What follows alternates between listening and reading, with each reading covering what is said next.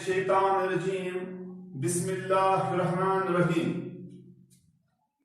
معزز سامعین، السلام علیکم ورحمۃ اللہ وبرکاتہ۔ آج مجھے موقع ملا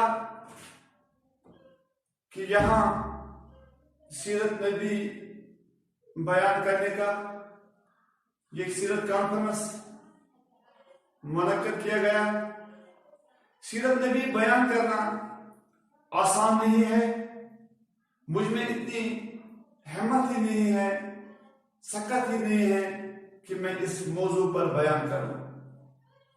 اس موضوع کو بیان کرنے میں سال لگتا ہے، تو بھی میں اس موضوع پر کچھ 10 منٹ میں یہاں پر بات کروں، بیان کروں، مگر مجھے سمجھ نہیں آتا میں کہاں سے شروع کروں، کس سائڈ سے شروع کروں، نبی کے کس نور کو بیان کروں۔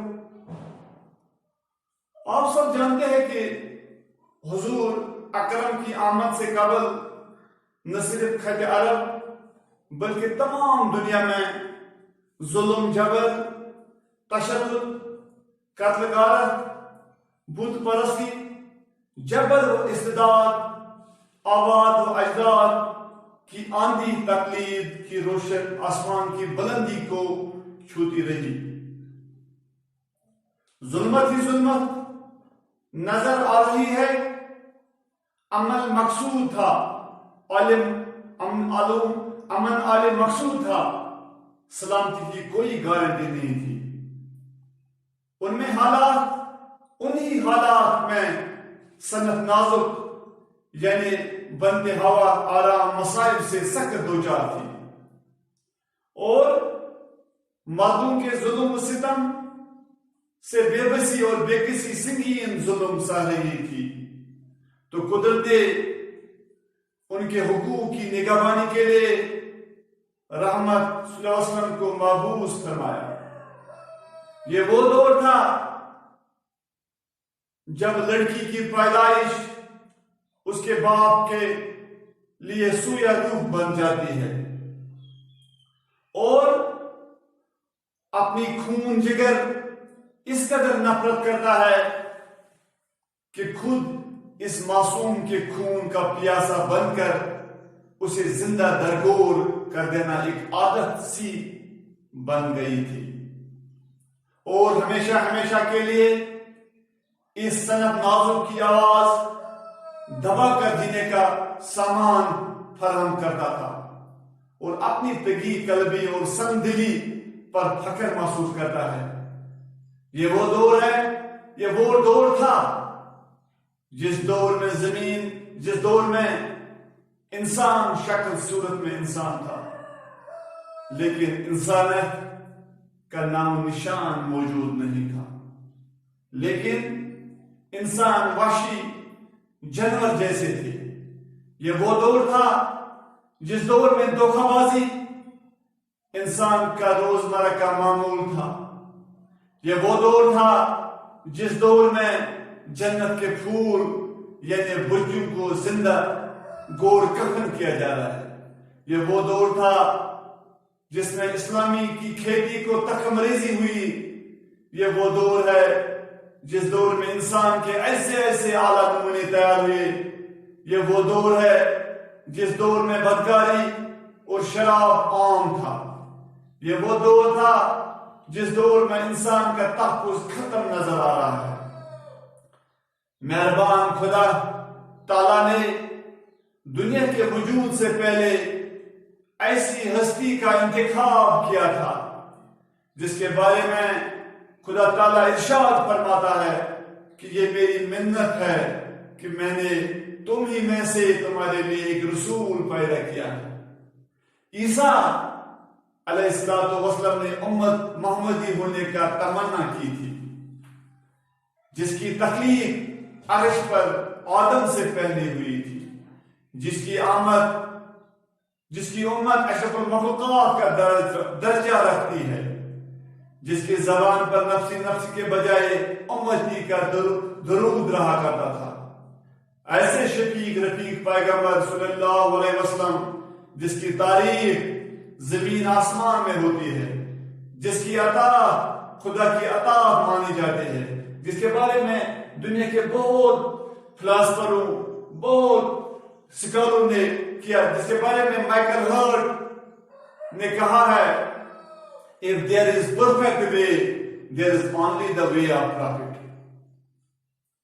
ہمیں فخر ہونا چاہیے کہ ہم امت سے تعلق رکھتے ہیں، ایسی پیغمبر ہمارے رہنما رہبر ہے جس کے بارے میں اشیا فرماتی ہے کہ رات کو اگر مجھے سوئی میں دھاگا ڈالنا ہوتا تو میں نبی کے چہرے مبارک کے سامنے جاتی، گویا محمد صلی اللہ علیہ وسلم چمکتے سورج تھے۔ ابو ہریرہ فرماتے ہیں کہ گورے مگڑے والا جس کے روئی اقدس کے سامنے سورج گردش کرتا ہے، سورج کو دنیا کی تاریخ سے نکال دیتا ہے اور اجالے میں پہنچا دیتا ہے، محمد نے پاتال میں بھی نور کی محفلیں روشن کیے، اندھوں کو بینائی بخشی، لنگڑوں کو چلنا سکھایا، یتیموں کو کھانا کھلایا، دشمنوں کو دوست بنایا۔ تاریخ گواہ ہے دوستو، یہ احساس نہیں تو کیا ہے؟ گاندھی جی، امبیڈکر محمد صلی اللہ علیہ وسلم کی تعلیم کی شہرانی تھے، مگر افسوس ہم احسان مند ہونے کے بجائے احسان فروش بن رہے ہیں۔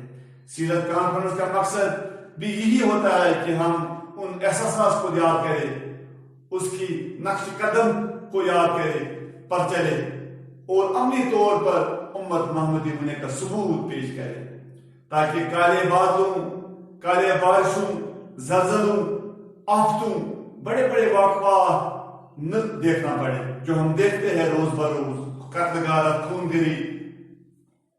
ایسے ہی زمانے میں ایک عظیم شخصیت نمودار ہوئی ہے، قدرت نے انسان کی حقوق کی نگہبانی کے لیے رحمت عالم کی محبوس فرمایا۔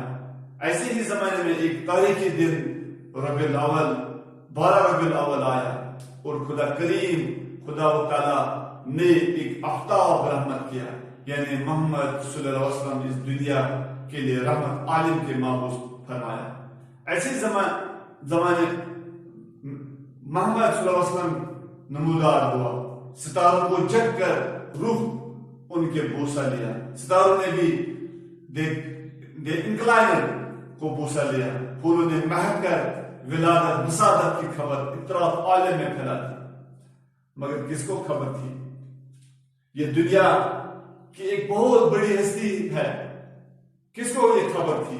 جب رحمت الہی کے فیصلے کے مطابق اس باسعادت ہستی کی پیدائش ہوئی، جس کے وجود سارے عالم کے آندھی یوں کہ دور ہوتا ہے، انسان کا وہ نور ہدایت ملتا ہے جو قیامت تک اس زمین پر بسنے والے سارے انسان کے ہاتھ میں مالک کائنات کی سب سے بڑی نعمت ہے۔ انسان کی زندگی کی بنیاد صرف ایک خدا کی بندگی، اس کی عظمت کو، کبریائی کو اعتراف پر ہوتا ہے۔ حضرت صلی اللہ علیہ وسلم کی زندگی میں اب ایک اور انقلاب رونما ہونے لگا۔ حضرت کی توجہ تنہا میں بیٹھ کر اللہ کی عبادت کرنے، اپنے ماحول کو اخلاقی اور دینی پستی پر غور کرنے کی طرف بڑھتے لگے۔ وہ برابر سوچا کرتے تھے کہ میرے قوم کی لوگوں کو کس طرح اپنے معبود بنا لیا، وہ اخلاقی اعتبار سے کس قدر گر چکے تھے، ان کی برائیوں کے دور کیسے ہوگی، ان کو کیسا بتایا جائے کہ سچی خدا پرستی کی راہ کیا ہے، اس کائنات کے واقع خالق اور مالک کی عبادت کس طرح ہونی چاہیے۔ اس کے باوجود آپ کے سبھی اپنی زندگی میں بتوں کے آگے سر نہیں جھکایا، جہاں عام روایت وہاں تھی اور نہ وہاں کی مشرکانہ رسموں کو اپنایا، کبھی کوئی حصہ نہیں لیا۔ آپ کو پتا ہے محمد 40 سال ہوئی تو اس پر نور صداقت نمودار ہوا ہے، پیغمبری ملی ہے۔ حضور اکرم صلی اللہ علیہ وسلم، آپ کو یہ بھی میں بتاؤں گا کہ وہ خلق سے افضل ہے، وہ دنیا میں پرفیکٹ آدمی ہے، perfect person in the world, perfect person. He has chosen by Almighty Allah the last messenger and sent him mercy for the world, رحمت للعالمین۔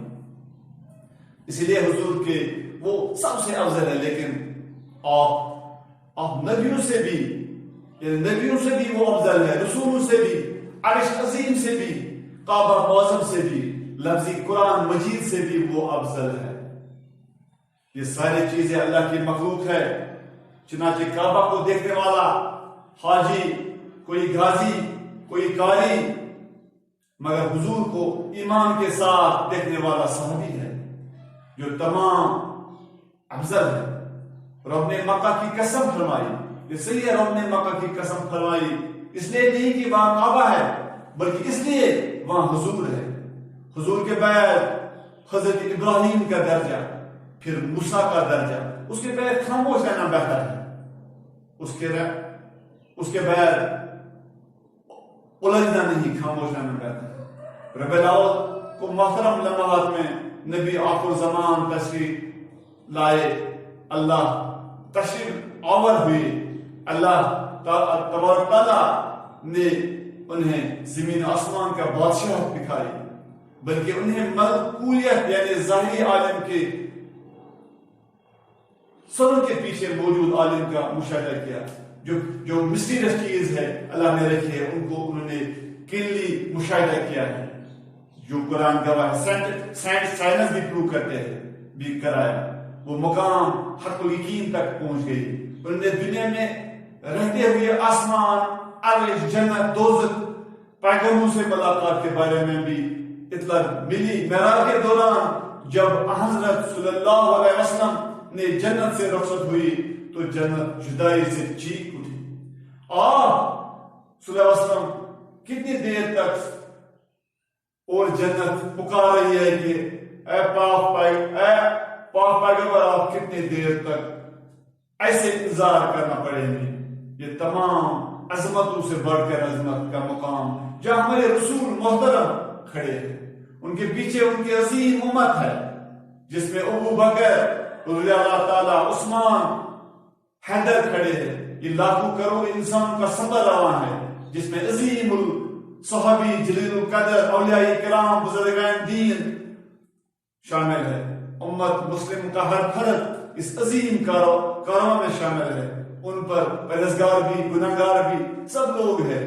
روز قیامت میں ہر فرد کے نظریں صرف اس پر پڑی، ہمارے رسول نبی صلی اللہ علیہ وسلم پڑھیں گے اور زور زور کر، رو رو کر الجا کریں گے، یا رسول اللہ آپ ہمارے بھی شفاعت فرما دیں۔ دوستو، یہ کچھ چیزیں میں نے بیان یہاں کی۔ میں کنکلوڈ اپنی اس بیان کو کروں ان شاعروں کے ساتھ۔ محمد نہ ہوتے، محمد صلی اللہ علیہ وسلم نہ ہوتے، یہ دنیا نہ ہوتی، خدا کی قسم یہ خدائی نہ ہوتی۔ محمد صلی اللہ علیہ وسلم کی محبت دین حق کی شرط اول ہے، اسی میں اگر حامی تو سب کچھ نامکمل ہے۔ وہ بجلی کا گڑا تھا یا صورت حاوی، عرب کی زمین جس نے ساری ہلا دی۔ شکریہ۔